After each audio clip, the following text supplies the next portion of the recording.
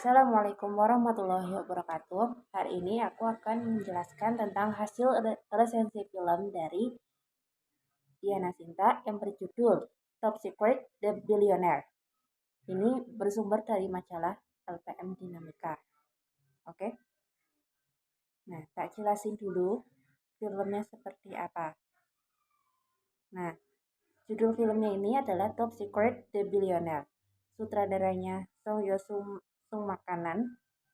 Nah, namanya unik sekali ya, namanya juga orang Thailand, ya toh. Genre film ini adalah genre drama.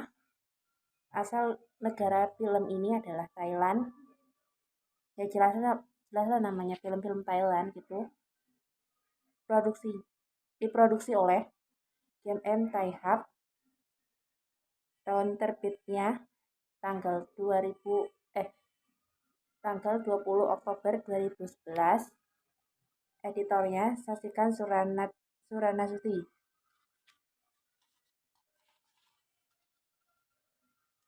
Oke. Ini tak jelasin dulu nih. Prolognya seperti apa. The Billionaire, juga dikenal sebagai Top Secret, Wei Rum Pan Lan, adalah sebuah film drama biografi Thailand dirilis pada tanggal 20 Oktober 2011 oleh KMM Thai Hub yang diangkat dari kisah nyata. Nah, jadi itu film ini tuh diangkat dari kisah nyata. Nah, diangkat dari kisahnya siapa sih? Nah, di sini jawabannya. Film yang disutradarai oleh Song Yo Sung Makanan ini menceritakan kisah Top Itipat Kulapong Panik.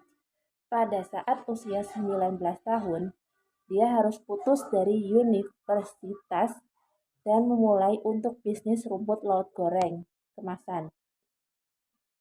Nih, awal mulanya tahu Keno itu di sini nih. Sekarang, Top menjadi miliarder termuda di Thailand berkat usahanya dalam merintis Tauke Noi Food dan marketing pionir rumput laut kemasan di Thailand. Sekarang dia dapat meraup keuntungan mencapai 38.796.264 baht. Nah, berarti kalau dirupiahkan udah berapa itu? Dihitung sendiri ya. Berkat hasil kerja kerasnya dengan sungguh-sungguh. Tuh, jadi usaha itu tidak mengkhianati hasil. Intinya seperti itu. Terus sinopsisnya kayak gimana sih? Nah, sinopsisnya itu The Billionaire merupakan film yang menceritakan tentang kisah anak muda Top Itipat yang mempunyai mimpi besar dalam mewujudkan keinginannya menjadi seorang usahawan muda. Untuk mencapai kesuksesan yang diinginkan tidaklah mudah. Cerita awal perjalanan Top Itipat pada saat berumur 16 tahun sebagai pecandu game online kayak game-game ML gitu, dengan berbisnis jasa jual beli senjata mendadak kayak menjual item game langka. Namun, bisnis tersebut tidak bertahan lama karena akun game Top diblokir karena disalahgunakan untuk tujuan komersil. Nggak tahu disalahgunakannya sama siapa, di sini nggak dijelaskan. Kemudian, Top memulai bisnis kembali dengan berjualan DVD player. Dia membeli 50 unit DVD player, namun setelah dicoba ternyata DVD tersebut rusak karena DVD-nya itu bajakan. Nah, maksudnya tuh dia ngejualin 50 unit DVD. Nah, dari 50 unit DVD-nya itu rusak karena ya mungkin dari isinya kali ya bajakan gitu. Terus Top membawa kembali semua DVD tersebut ke toko tempat dia membeli dengan niat mengembalikannya. Namun barang tidak dapat dikembalikan. Ya namanya udah terlanjur dibeli, ya pasti nggak boleh dibalik. Ya pasti nggak bisa dibalikin dong. Nah, saat dia berusia 17 tahun, TOP atau Top mencoba untuk berbisnis kembali dengan menjual kacang goreng khas Thailand di mall dengan bantuan pamannya. Top lebih suka menghabiskan waktunya untuk bisnis daripada kuliah. Top dikeluarkan dari universitas karena gagal dengan kuliahnya. tetapi tidak dengan bisnisnya. Usaha kacang Top mulai mendapatkan untung. Top dapat membuka beberapa cabang. Akan tetapi, bisnis kacang Top tidak bertahan lama. Mesin penggoreng kacang menimbulkan asap pada langit-langit mal, sehingga manajemen mal membatalkan kontrak dan tidak mengizinkan Top untuk berjualan kembali.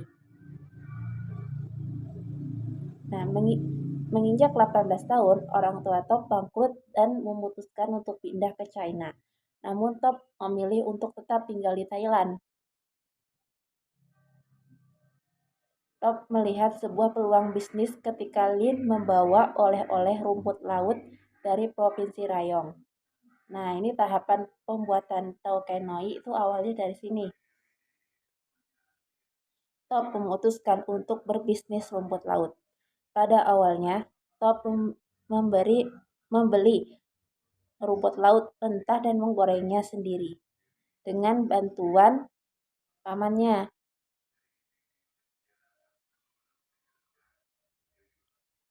Terus, akan tetapi, rasa rumput laut tersebut pahit. Top tidak menyerah. Dia membeli rumput laut mentah dan menggorengnya kembali hingga menghabiskan berkardus-kardus rumput laut. Tetapi rasa rumput lautnya tetap saja pahit. Suatu ketika, Top pulang dari memberi rumput laut mentah. Rumahnya dalam keadaan gelap. Top masuk ke dalam keadaan bingung, mencari di mana pamannya. Saat Top melihat ke arah dapur, Top terkejut. Pamannya tergeletak di lantai karena terlalu memaksakan diri menggoreng rumput laut. Paman Top harus dirawat di rumah sakit. Keesokan harinya, Top kembali menggoreng rumput laut mentah dan rasanya masih tetap sama, yaitu pahit. Tersisa hanya satu bungkus rumput laut yang jatuh pada waktu hujan ketika pamannya terjatuh. Dengan ragu, Top menggoreng rumput laut tersebut. Top terkejut, rumput laut yang digorengnya tidak pahit. Akhirnya, Top menemukan cara agar rumput laut tidak pahit saat digoreng, yaitu dengan diembunkan atau dicelupkan ke dalam air sebelum digoreng. Bisnis rumput laut Top sangat diminati oleh masyarakat. Guna mengembangkan bisnisnya, Top berinisiatif untuk bekerja sama dengan 7-Eleven. 7-Eleven itu apa sih? Nah, 7-Eleven itu salah satu perusahaan yang notabene itu sama dengan Alfamart, Indomart, gitu. Ya basisnya sama dengan Alfamart dan Indomart itu. Jadi 7-Eleven itu dia menjual sembako, makanan, ya hampir samalah dengan Indomaret dan Alfamart gitu. Tetapi 7-Eleven itu berdirinya di mana sih? Nah, 7-Eleven itu berdirinya itu di Thailand. Nah, bedanya cuma di situ aja, di negaranya aja. Bentuk usahanya sih sama dengan Indomart dan Alfamart. Cuma beda di negara pendirinya gitu. Kerja keras Top menuai hasil dari produksinya diterima di 7-Eleven. Akhirnya Top menjadi pengusaha yang sukses. Pada tahun 2010, penghasilan Top per tahun mencapai 1.500 juta baht atau sekitar 450 miliar rupiah kalau dirupiahkan ya.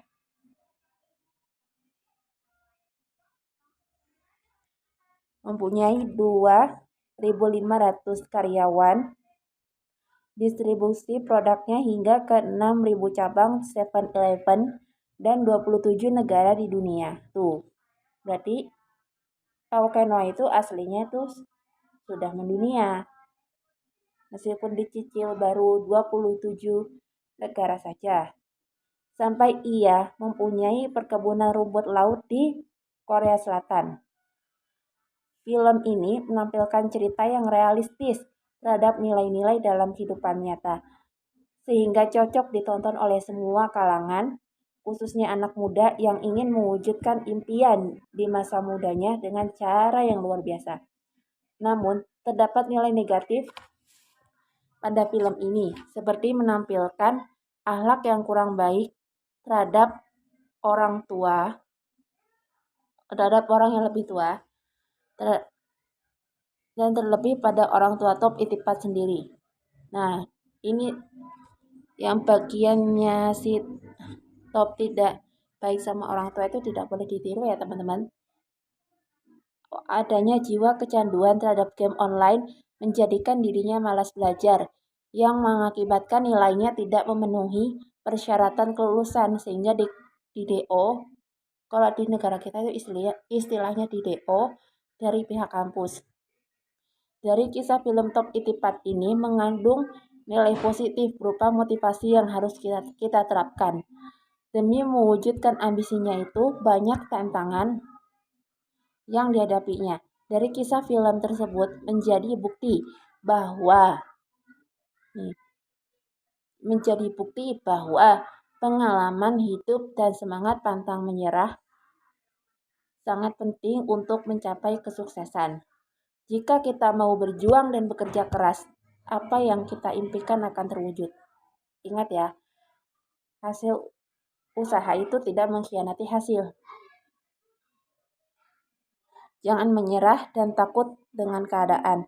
Kita harus yakin apa yang kita lakukan akan membuahkan hasil manis jika kita melakukannya dengan sungguh-sungguh. Nih, quotesnya beliau begini. Apapun yang terjadi, jangan pernah menyerah. Kalau kita menyerah, habislah sudah. Nanti tak paparkan di akhir video ya. Oke? Itu dulu. Besok tak ceritakan tentang resensi buku Filosofi Teras. Ya. Terus jangan lupa like, comment, share, dan subscribe. Terima kasih. Assalamualaikum warahmatullahi wabarakatuh. Dan jangan lupa nyalakan tombol loncengnya. Oke?